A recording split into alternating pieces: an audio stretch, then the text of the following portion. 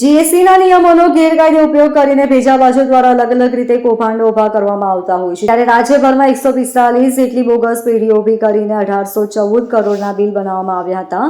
આ કૌભાંડ સામે આવતા સુરત ઇકોસેલ પોલીસે જીએસટી ચોરીના ગુનામાં નાસ્તા ફરતા આરોપીની ધરપકડ કરવામાં આવી છે. પોલીસે આરોપી મોહમ્મદ સુલતાન યુસુફ કાપડિયાની મુંબઈના મીરા રોડ ઉપરથી ધરપકડ કરી છે.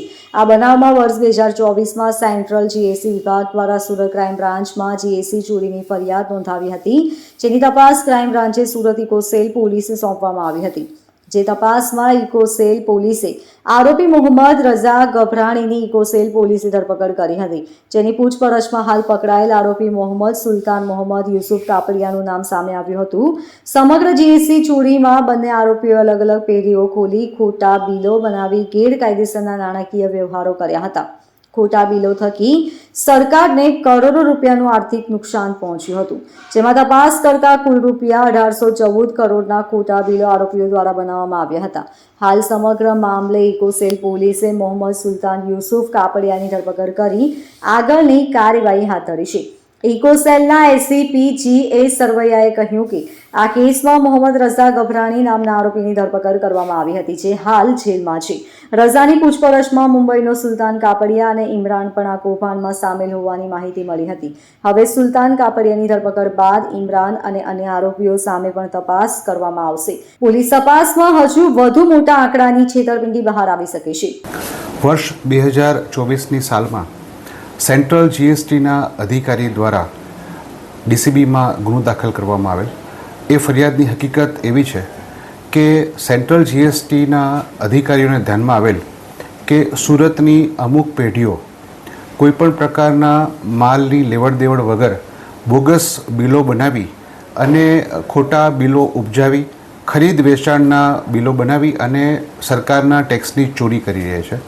આ અનુસંધાને તેઓના પ્રાથમિક ઇન્વેસ્ટિગેશનમાં આ વાતને સમર્થન મળતા તેમના અધિકારી દ્વારા ફરિયાદ આપી ગુનો દાખલ કરવામાં આવેલ.